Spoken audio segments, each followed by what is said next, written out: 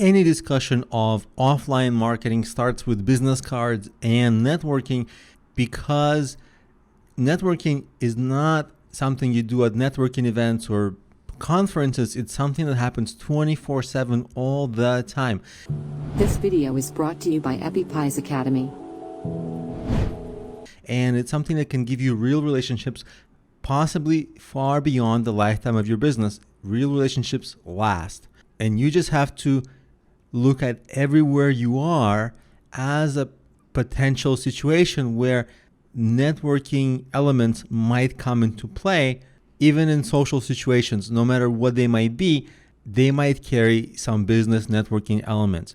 So you always want to be professional, friendly, warm, and start conversations. Even if you go through your day starting few or none conversations with random people, you might want to get into the habit of that, because you never know where that will end up. And you always want to ask, whether it's networking events or social events, or you just meet people randomly, ask them about them and show real interest and find something specific to compliment, and start thinking of ways to help them, maybe directly, maybe indirectly, maybe by introducing them to somebody else or some other thing. Not too aggressively, because maybe they haven't asked you for help, but just show active interest and goodwill.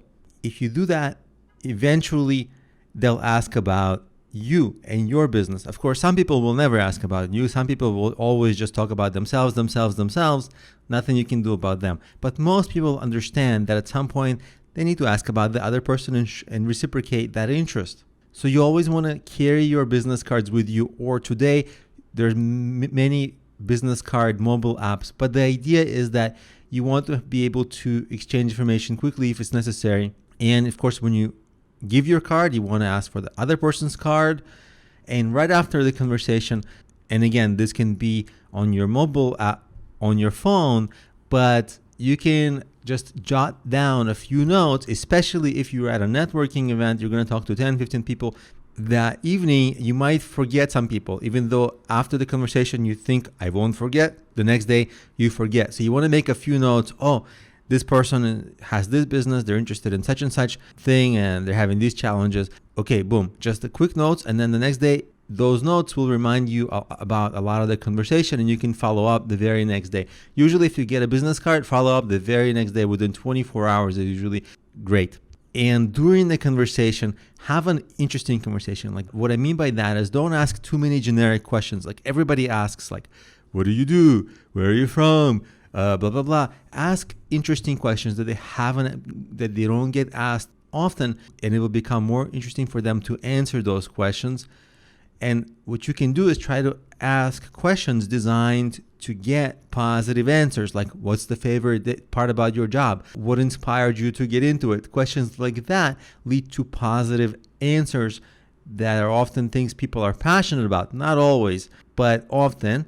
And that will add positivity to the conversation, and it will improve the energy of the conversation and the rapport that you build. And of course, if you want to print business cards on Vistaprint.com, your first batch you can print for free.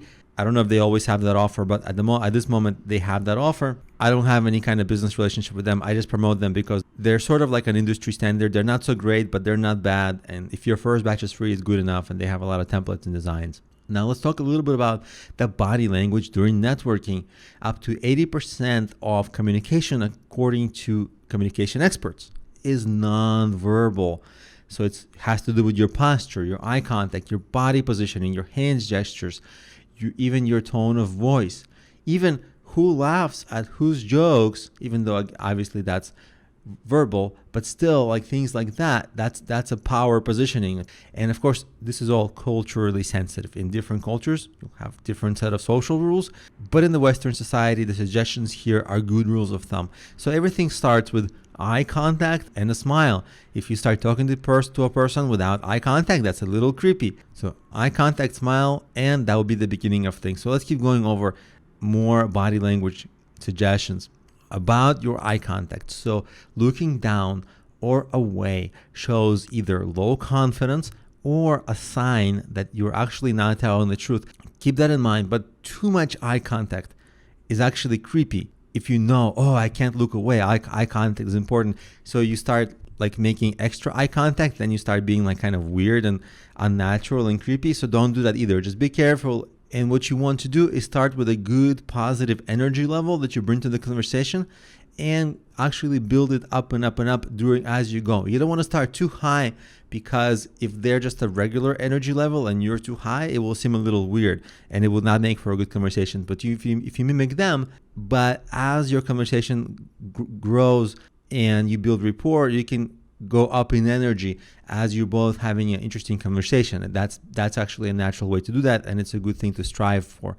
And of course, good interactions, whether you're at a networking event or just socially, will give you more confidence for your next interactions. And conversely, bad interactions, if you're awkward, they'll give you lower confidence and you'll have a harder time entering your next conversation. So it actually builds. So you want to build up, work up a good confidence level, enter, have a good conversation, and actually your evening will positively, hopefully, snowball from there. Now let's talk a little bit about your appearance, just the very basics. You want to overdress for any event, approximately 10%. Personally, I'm not a big fashion person, but the idea is that you overdress just a tiny bit. Appearance matters, and you'll always kind of appear more confident and appear as an individual that people want to network with. And of course, you want to take care of the basics: haircut, grooming, shaving, nails trimmed, all those basics. I shouldn't have to say that, but those are the basics. And when you enter conversations, like I mentioned, try to mimic the energy level and the body positioning of the other person, because people like people who are like them. And then work up, because you know that the idea is to build rapport, get to a good energy level. So you kind of start where they are and just be a little more, tiny bit more energy, tiny bit more open. And as you exchange points in the conversation, keep on raising the energy level, because realize that you can direct conversation topics to, like I mentioned earlier, the more positive ones. Ask questions that elicit positive answers. Like if you complain about something, that's not very good, because the conversation's negative. The conversation becomes negative. So you can manage the conversation topics, because now you know what the goal is.